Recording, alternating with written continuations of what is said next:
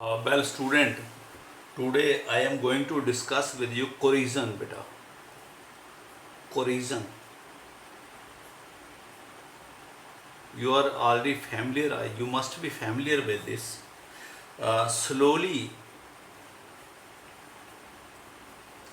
Slowly eaten up of metals due to atmospheric gases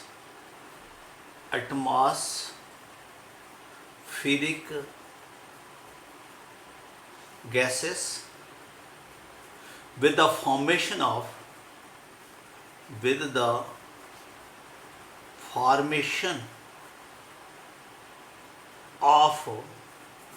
oxides, sulfides, carbonates, etc. is called as cohesion.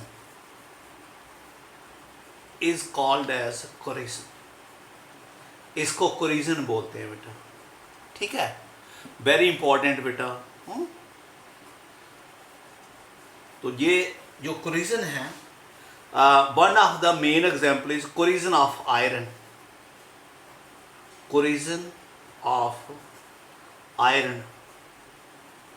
ऐसे बोलते हैं rusting of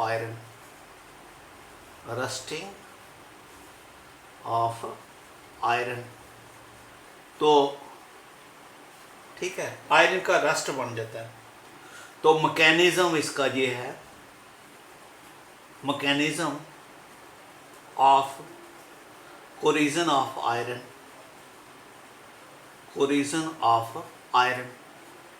ध्यान से समझना बेटा, बहुत आसान है बेटा, वेरी इजी. ठीक है, क्या है कि जो आपका एटमॉस्फेयर में मॉइस्चर होता है और कार्बन डाइऑक्साइड होती है, ये दोनों मिलके कार्बोनिक एसिड बना लेते हैं, H2CO3. दिस कार्बोनिक एसिड, इसको बोलते हैं कार्बोनिक एसिड. ये कार्बोनिक एसिड वीक एसिड होता है. It undergo dissociation, 2H positive plus CO3 -2. बहुत कम डिसोसिएशन हो जाती है. ठीक है, ध्यान से समझना, ये जो बता रहा हूँ आपको, ये ऐसे समझाने के लिए. ये आपका आयरन की शीट है, इसके ऊपर अब ये चीज़ें पड़ी हैं. वाटर पड़ा है, कार्बन डाइऑक्साइड पड़ा है, H पॉजिटिव पड़ा है, कार्बोनेट पड़ा है. ऊपर एटमॉस्फेयर में H पॉजिटिव पड़ा है. इस H पॉजिटिव की वजह से जो आयरन है that undergo oxidation, Fe+2 and loses 2 electron. Oxidation half बोलते हैं, ऑक्सीडेशन हाफ.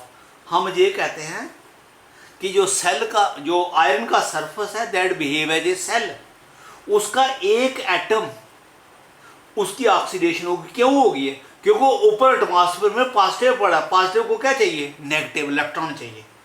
ठीक है, इसकी वजह से ये पॉजिटिव पड़ा. अगर ये नहीं होता तो ये ऑक्सीडेशन नहीं होनी थी. ठीक है. सेकंड क्या होता है, जो इलेक्ट्रॉन बाहर निकला है, हाँ, वो ऑक्सीजन O2 H पॉजिटिव और ये इलेक्ट्रॉन ऐड करके बन जाता water. This is reduction half. यानी जो इलेक्ट्रॉन आया सरफेस पे, उस इलेक्ट्रॉन ने ऑक्सीजन से कंबाइन किया, H पॉजिटिव से कंबाइन किया, वाटर बना लिया. तो जब ये वाटर बना है, इसको बैलेंस कर लो. हाँ, ऑक्सीजन 2 है तो 2 हो गया. हाइड्रोजन कितने हो गए? 4H positive. तो ये आपका वाटर है, O2. इलेक्ट्रॉन किस, H तो आगे पॉजिटिव, ये वाटर बन रहा है. वाटर में क्या होता है? H2O. ऐसे होता है. H इसमें क्या होता है पॉजिटिव, O क्या होता है नेगेटिव। ये O इधर क्या है, O न्यूट्रल है, दिस इज O2 ऑक्सीजन। इसने इलेक्ट्रॉन लेने, एक ऑक्सीजन के ऊपर चार्ज कितना है वाटर में -2, ये कितने ऑक्सीजन है 4, 2 ऑक्सीजन है, एक ऑक्सीजन कितने इलेक्ट्रॉन लेगा 2, तो 2 कितने 4 electron, it will take 4 electron. समझ लगी, ये ऑक्सीजन जो है ये H पॉजिटिव 4 इलेक्ट्रॉन, अब 4 इलेक्ट्रॉन लेंगे तो ये 4 इलेक्ट्रॉन इधर प्रोड्यूस करेंगे, प्रोड्यूस करने से क्या होगा 2 आयरन 2 पॉजिटिव और 4 इलेक्ट्रॉन बन गए। ठीक है, ये ऑक्सीडेशन होगी और ये रिडक्शन होगी। This is oxidation of, this is reduction of, it become a cell reaction. ये सेल की रिएक्शन बन गई।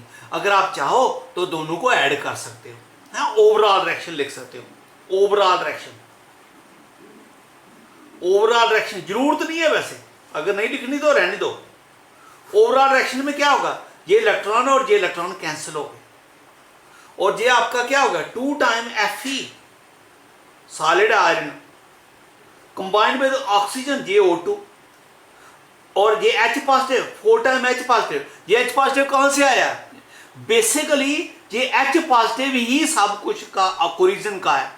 आयरन की कोरिजन इसी H पॉजिटिव से होती है। अगर ये H पॉजिटिव नहीं होगा तो रिएक्शन आगे नहीं जाएगी। This is acting as a catalyst, ये कैटलिस्ट का काम करता है। देखो आयरन ऑक्सीजन है 4 टाइम H पॉजिटिव,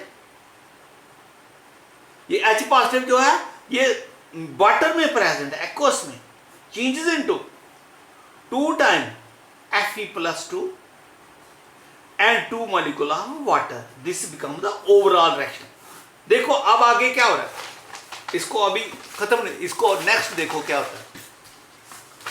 नेक्स्ट ये होता है कि जो आपका आयरन +2 है, ये जो Fe+2 बना है, Fe+2 वो ऑक्सीजन से मिलके O2 से वाटर से मिलके बना लेता है Fe2O3, Fe2O3 plus H positive. मैंने अभी वर्ड बोला कि this H positive is acting as a catalyst. जो कैटलिस्ट होता है वो रिएक्शन में रीजनरेट हो जाता है। ये रीजनरेट हो गया भाई, ये आपका इधर H पॉजिटिव दोबारा बन गया Fe2, तो ये Fe2 है तो ये 2 हो गया। ठीक है, चलो अभी ये ऑक्सीजन है, आपको मालूम है वाटर में ऑक्सीजन कितना है, आगे -2 है, हाइड्रोजन एक पर पॉजिटिव होता, 2 पर क्या हो गया +2। जहां पर ऑक्सीजन जो है वो -3 है, -6 है, क्योंकि एक ऑक्सीजन ऊपर कितना है -2, 3 पर कितना होगा -6, और ये क्या होगा +6। आयरन की कितनी होगी +3, आयरन कितनी है 2 है, एक आयरन पर क्या होगा, एक आयरन पर क्या चार्ज आ जाएगा Fe+3। मेरी बात समझ गए, ये Fe+3 हो गया। एक ये क्या है Fe+2, Fe+2 किस में चला गया Fe3 में, फेरस किस में चला गया फेरिक, इसकी दोबारा ऑक्सीडेशन होगी, और ये ऑक्सीजन इधर क्या है न्यूट्रल। आपको मालूम है ऑक्सीजन न्यूट्रल होता है, ये न्यूट्रल है, इधर की चार्ज क्या है 0 0, लेकिन जहां क्या है -2, एक ऑक्सीजन कितना इलेक्ट्रॉन लेगा 2 इलेक्ट्रॉन लेगा, ये भी 2 लेगा 2 भी लेगा। कितने इलेक्ट्रॉन चाहिए इसको 4 इलेक्ट्रॉन के लिए आयरन कितना चाहिए 4 आयरन चाहिए, क्योंकि एक आयरन 1 इलेक्ट्रॉन दे रहा है, क्योंकि इधर आयरन क्या है +2, इधर आयरन क्या है +3, एक आयरन +2 से +3 है, 1 इलेक्ट्रॉन लूज कर रहा है, इसको कितने चाहिए 2, इसको कितने चाहिए 2, टोटल एक आयरन 1 इलेक्ट्रॉन दे रहा है, तो कितने आयरन देंगे 4 आयरन, तो ये 4 हो गया, तो इट बिकम 2 टाइम।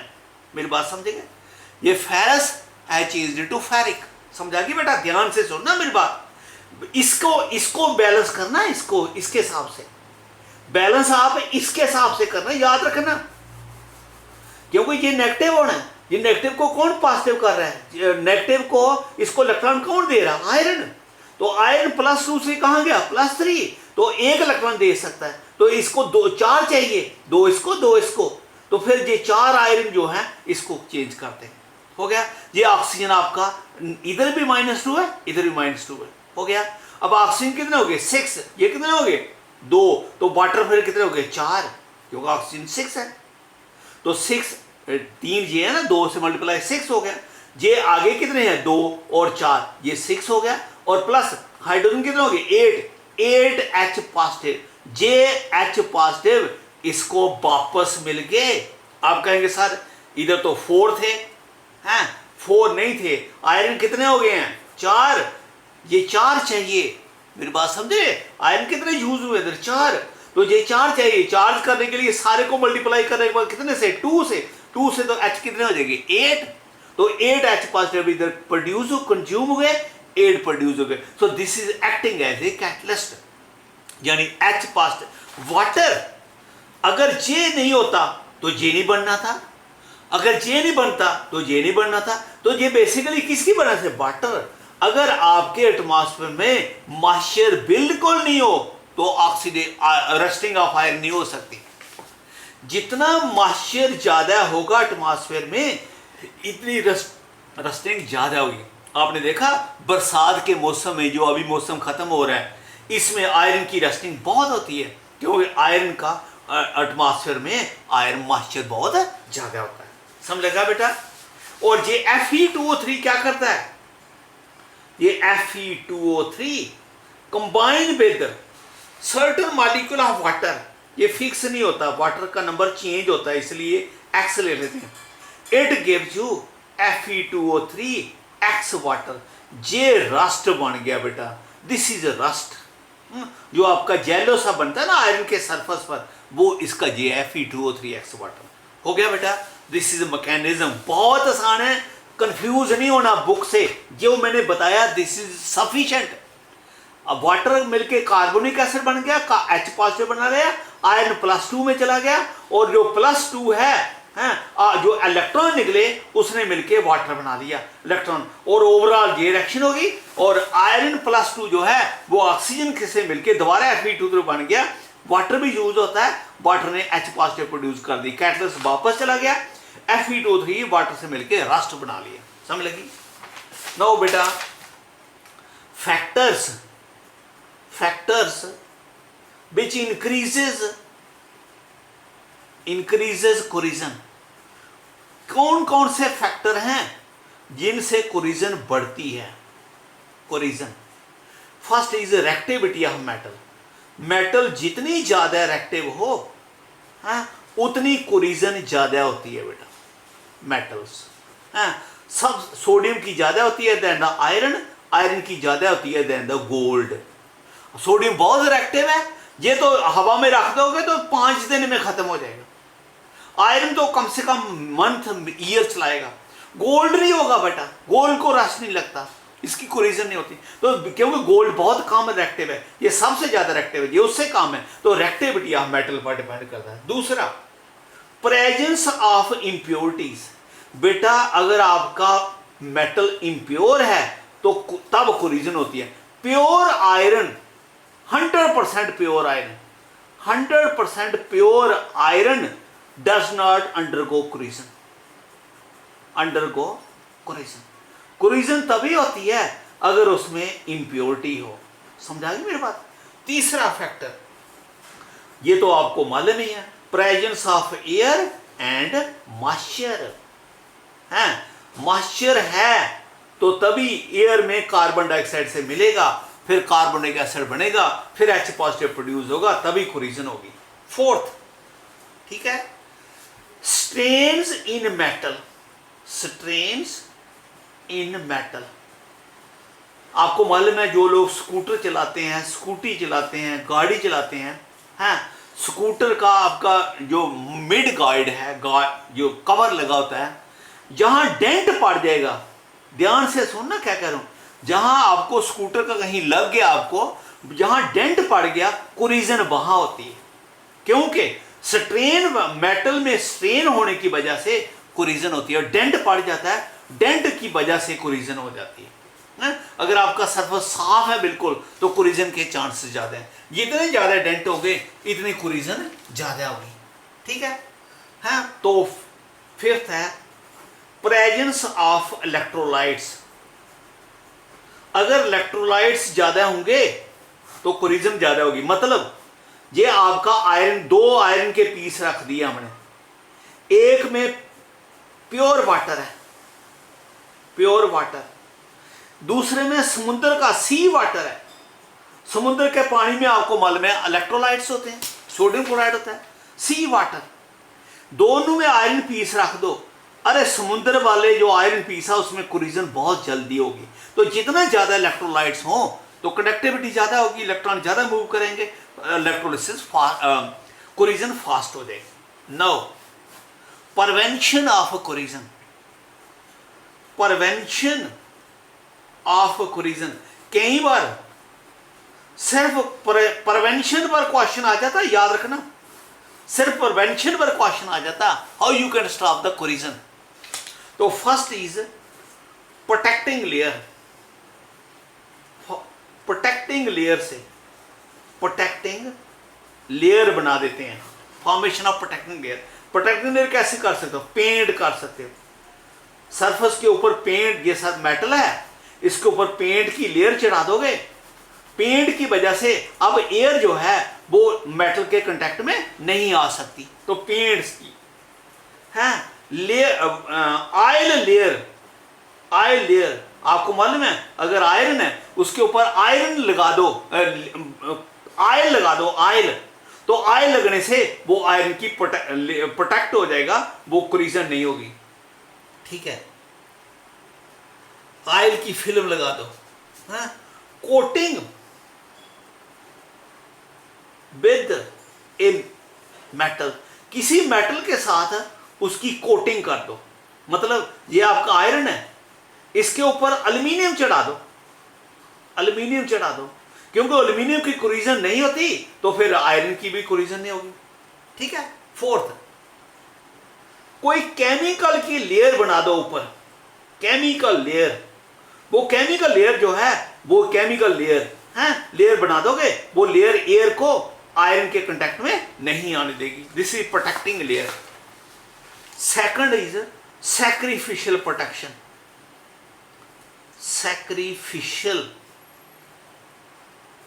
प्रोटेक्शन। बेटा देखो ये सैक्रिफिशियल प्रोटेक्शन क्या है, इसको ना हम गैल्वेनाइजेशन भी बोलते हैं, गैल्वेनाइजेशन, गैल्वेनाइजेशन। हाँ, सैक्रिफिशियल प्रोटेक्शन के बजाय गैल्वेनाइजेशन लिख दोगा तभी भी, मतलब ये आपका आयरन है, ठीक है, इसके ऊपर है हम लेयर बना देंगे, किसकी? जिंक की। जिंक, उसकी कोलिजन हो जाएगी, वो खत्म हो जाएगा, वो सैक्रिफाइस कर देगा, किसके लिए? आयरन के लिए। तो अंदर आयरन जो है वो वैसा रहेगा। This is called a galvanisation. Zinc के साथ करते हैं, मैग्नीशियम के साथ करते हैं, एल्युमिनियम के साथ करते हैं, एटसेट्रा, इनके साथ। This is called a galvanisation, galvanisation, sacrificial protection. ठीक है। थर्ड है इलेक्ट्रिकल प्रोटेक्शन, इलेक्ट्रिकल प्रोटेक्शन। देखो बेटा इलेक्ट्रिकल प्रोटेक्शन क्या है, ये आपका आयरन का पीस है, ठीक है, कोई आयरन का पीस है, दिस इज आयरन पीस। आप चाहते हो इसकी कोलिजन नहीं हो, आपको मालूम है कोलिजन अभी बताया, इसका एक एटम क्या कर जाता? ऑक्सीडाइज। इसको ना आप किसी वायर के साथ कनेक्ट कर दो, किसी दूसरी मेटल के साथ, ये मैग्नीशियम, ठीक है, आपने वायर के साथ इसको कनेक्ट कर दिया, तो मैग्नीशियम मेटल, इसकी ऑक्सीडेशन हो जाएगी, इसकी नहीं होगी। आपको मालूम है ना, अभी बताया था कि आयरन क्या करता है? Fe+2 में चला जाता है, तभी ऑक्सीडेशन स्टार्ट हुई ना। लेकिन वो जो क्या करेगा, इसको जो इलेक्ट्रॉन चाहिए, इसके ऊपर H पॉजिटिव है ना, मैंने अभी बताया सरफेस पे H पॉजिटिव है, वो जिसकी वजह से आयरन किस में चला जाता है, इसको इलेक्ट्रॉन चाहिए। तो क्या मैग्नीशियम क्या करेगा? मैग्नीशियम इजीली ऑक्सीडाइज हो जाएगा, और जो इसको इलेक्ट्रॉन इधर, इसके इलेक्ट्रॉन इधर चले जाएंगे, तो फिर उसकी आयरन को ये करने की जरूरत नहीं पड़ेगी, आयरन की ऑक्सीडेशन नहीं होगी, क्योंकि मैग्नीशियम ने ऑक्सीडाइज कर दिया और उसके इलेक्ट्रॉन वायर के थ्रू इधर चले गए। तो फिर ये आयरन ऑक्सीडाइज नहीं, जब तक ये है ये नहीं करेगा, जब ये खत्म हो जाएगा फिर इसकी स्टार्ट हो जाएगी। है, तो this is called as electrical protection. ठीक है, इलेक्ट्रिकल प्रोटेक्शन। फोर्थ है यूजिंग एंटी रस्ट सॉल्यूशंस। ध्यान से समझना आप, एंटी रस्ट सॉल्यूशन क्या है। ये आपका आयरन है, ये आपने आयरन रखा हुआ है, आयरन की क्या हो रही है, रस्ट हो रहा है। ठीक है, आयरन का रस्ट हो रहा है, आप इसके बीच में सोल्यूशन रख दो, that is called anti rust solution. Anti rust वो एल्कलाइन सोल्यूशन है भाई, एल्कलाइन, एल्कलाइन सोल्यूशन। हाँ, अल्कलाइन सोल्यूशन है, वो क्या करेगा, H पॉजिटिव इधर रहने देगा, क्योंकि अल्कलाइन का मतलब क्या था, OH नेगेटिव। अगर कहीं से H पॉजिटिव इधर आ गया तो H पॉजिटिव को ये खा जाएगा, न्यूट्रलाइज कर देगा। तो फिर जो आयरन है उसके एटमॉस्फेयर में H पॉजिटिव रहा नहीं तो उसको ऑक्सीडेशन करने की जरूरत नहीं रही। मेरी बात समझे, this is called a anti rust solution. तो ये बेटा नेक्स्ट मेथड है, दिस इज ऑल। ये बहुत इंपॉर्टेंट है, ध्यान से समझना, कोई बात नहीं समझ आएगी मेरे से पूछ लेना।